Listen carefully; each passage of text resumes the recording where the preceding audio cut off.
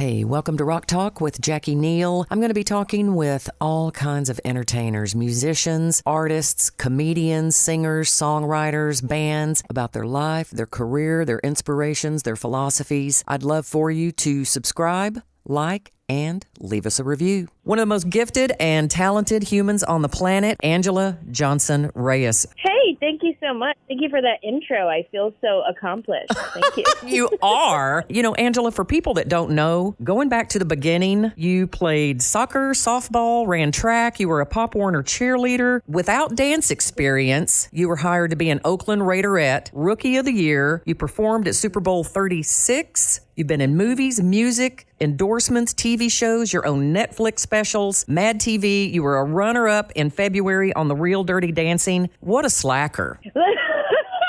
Listen, I thought I felt accomplished after your intro, and I'm like, wow, I'm amazing. You are amazing. How do you do all of that? It seems like you stay busy all the time. You know, I don't know how I do it all. Adrenaline probably helps, that's for sure. You just wake up and go. And I'm so grateful that this is my life, that this is what I get to do. I get to travel the world, bring people joy, make people laugh, especially at a time when people need it so much. And I'm so grateful that I have been chosen to live this life.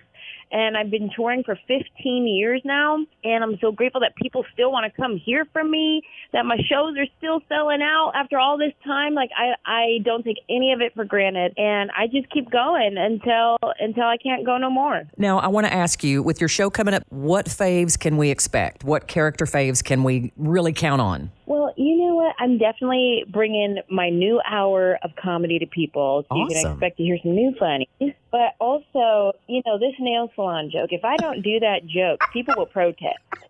So I have to do it. But now, when I do this joke, it's more of like a thank you to my crowd. Like, thank you for riding with me for so long. I know this is the joke that introduced you to me. I know that this is the joke that you bonded with your girlfriends about. I know that this is the joke that, you know, I hear so many stories from people. They leave me messages on social media or in meet and greets. And, you know, I've had people say things to me like, you know, every time I see that video, it reminds me of my dad because he used to watch your video when he was going through chemo. Or they say things to me like, I don't really get along with my mom, but we bonded over that one joke you do, so thanks for that. And I get messages like that from people, and I'm reminded of why I do what I do and who I do it for. So at the end of my show, I like to present it to my fans like a thank you. I know we all had a great time listening to my new jokes, but I know this is what you really want to hear, so here it is. Sounds like a cherry on that awesome Sunday that people can expect. Your observations of people and situations, as well as your impressions. My question is, you're always watching people for material. When can you just relax and not be in show prep mode?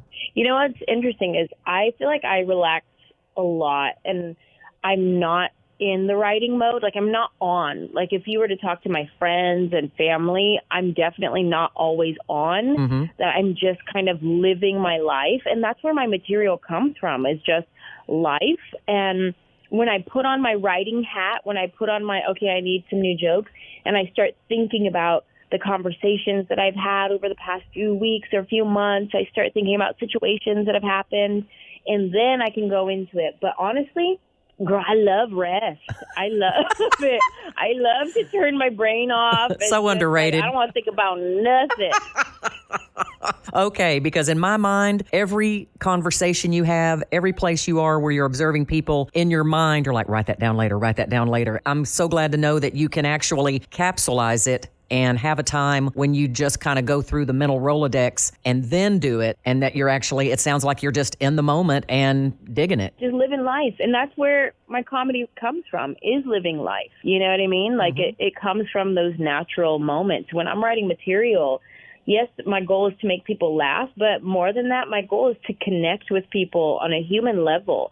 I love to relate to people. I love to look at my audience and see people agreeing with what I'm saying, or being like, oh my God, my husband does that too. Or, get husbands pointing at their wives like, yep, you're talking about my wife. And like, I love to see that. I love to see that connection, that human connection. And that comes from me just sharing real life, Now, my husband and I watched The Resurrection of Gavin Stone over the weekend. Loved that movie. You said no to the part of Kelly at first. Why? Honestly, I didn't want to do a Christian movie because it was like a faith-based film. Yeah. And I didn't want to do it. And after I read the script and I spoke to the director, it was just such a beautiful story. And it didn't feel too over the head, preachy. It felt like, yes, we take place in a church, so all of the conversation about God makes sense because you're in a church. So it makes sense to hear that. So it wasn't it's a movie that takes place out on a football field and all of a sudden we're quoting scripture left and right. That just feels so ridiculous. You know what I mean?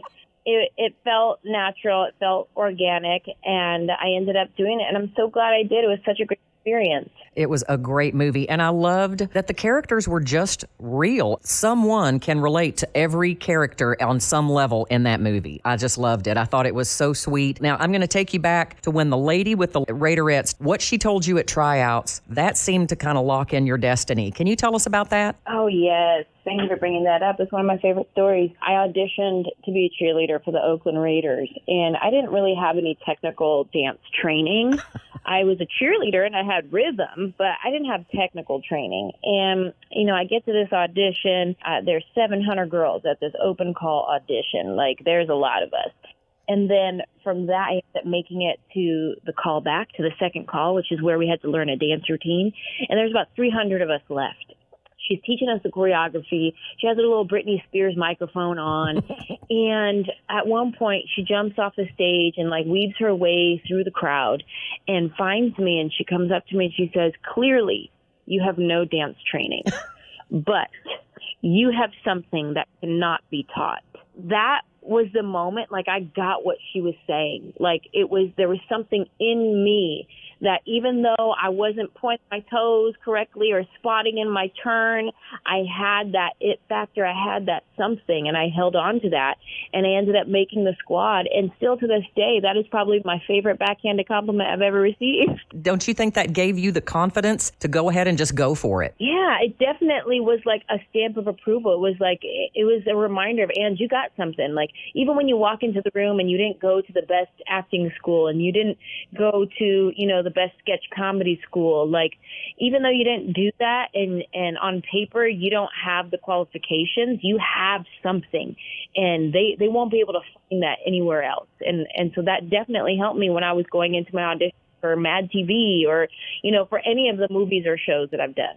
And, I kind of see it also as God's favor on you, that people pick you when really on paper, there's no reason why. Yeah, thank you. I appreciate it. I feel that too, for sure. Now, your current tour and your book, I just downloaded it yesterday on Kindle. Who Do You Think I Am? Stories of Chola Wishes and Caviar Dreams. And it seems to me, reading about you, Anjelah, and kind of following you throughout the years, that you've let God lead you in decisions. And so I'm going to ask you, what advice do you have for people that might be at a crossroads or wanting to pursue their dreams, but it's just that fear of the hurdle? There's so many things that can distract us and get in our way, but there's nothing more distracting and more stumbling than our own selves, our self-sabotage, our doubt in our heads and our minds.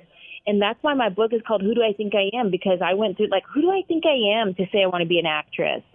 I'm just this girl from San Jose. Where do you be an actress in San Jose? You don't. How dumb is this idea? How far-fetched? I might as well say I want to be a princess. We can get our doubt in our minds and doubt ourselves, but we're the thing standing in our way a lot of times. And so I would say to anybody listening, whether your dream is to be in the entertainment industry or to start your own business or or to apply to get that raise in your job or whatever it is, I would say do you and do you well. Remember that there's only one you. And so every time you step into that room, nobody can do what you can do because there's only one you. Nobody has your childhood. Nobody has your life experience that you have. And that's what makes you unique, your perspective, your point of view. And so you're going to come in there special and unique. And remember that. And that sets you apart. I have one more question, if that's all right. Yeah. What is the one thing that your fans don't know about you, but that you want them to know? Ooh, well, I did put a lot in my book. So yes, you did. If you read my book, then there's probably not much left. But I'm not always on. I'm not the comedian that's always working, but I love people. I love my family. I love my friends. I love to, when I come off the road and I have, 2 days back home, that's all I got. I want to spend those 2 days with the people that I love the most. Like, let's come over for dinner. Let's, have a game night. Let's just watch a movie together. I love my people, my community. That's something that I don't know a lot of people know about me because, people just think I'm all go and I'm all work, which I am a lot of the time. But I also just love my family and my friends. I love it. Anjelah, thank you. You are precious on every level. Thank you so much for taking time with us. Thank you. Bye. Bye-bye. Thank you so much for tuning in to Rock Talk with Jacqui Neal.